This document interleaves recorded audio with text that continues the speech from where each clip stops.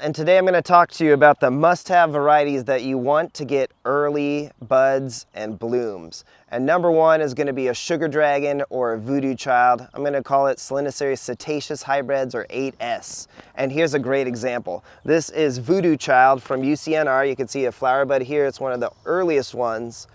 And then I have another 15 or so coming in right now. You can see two on this little two-sided branch, and then a bunch popping here and starting to pop here. And these are always consistently the first to bloom for Scott, me, and most people. And again, it's the Solanaceae setaceus DNA. So easiest and most common would be a sugar dragon. So that's the first variety you want to grow. They kind of are slow to start, but then they'll really start to take off. And then this is going to be your pollen source. So this is self-fertile, and they call it the universal pollinator. You can see there's 4 new buds that are popping up here today. They weren't there yesterday. So this is going to have a nice flush. Here's 2 more right here. You can see as the thorns get kind of dark, that's a hint that a bud or a branch is going to bloom on this variety. Now, after you have a Solanaceae setaceus, I recommend sugar dragon, or again voodoo child, 8S. You're going to want to get a Guatemalan. So Hylocereus guatemalensis is going to be the second variety to open up early, and this one is a Nicaraguan red. Now this one, the skin's a little thin, but it is tasty, and you can see it's already having its first flush here.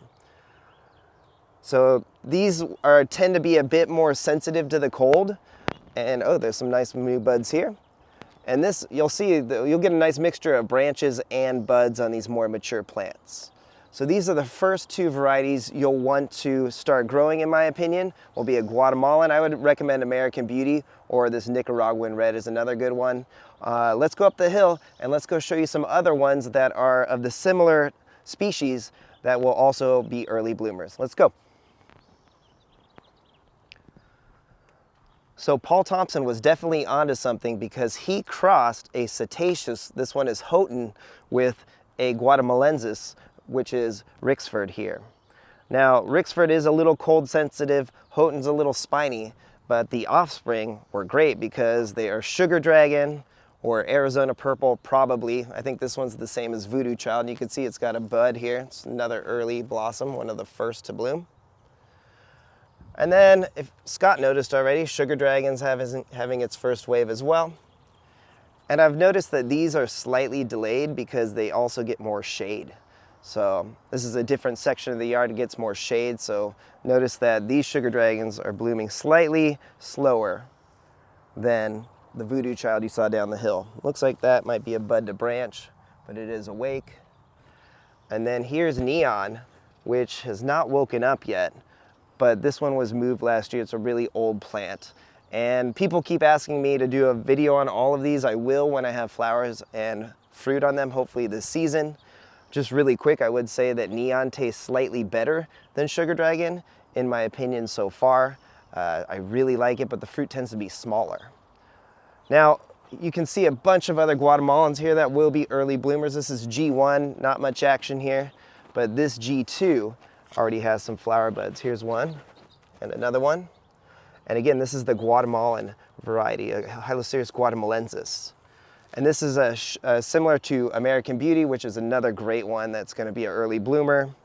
And then going down, you can see here's another G2, we have G3, and then this is another more rare cetaceous. This is Leo Manuel. He crossed 7S with Neon.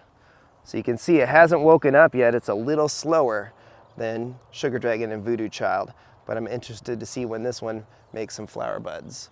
And here is Paul Thompson's 7S, which is the sister of sugar dragon 8S, but you can see I do not have any flower buds on it yet.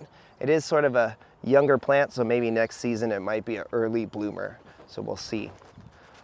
So those are just a few of the varieties. Oh, one more, Condor. You want to see, Condor tends to be a Guatemalan that's an early bloomer. You can see here's its first flush.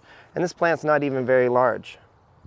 So that's Condor, really delicious Guatemala. So I recommend those 2 cultivars to start with, or I should say varieties, Hylocereus setaceus and Hylocereus guatemalensis. So there you go, give us a like and a subscribe. We'll keep them coming. Have a great day.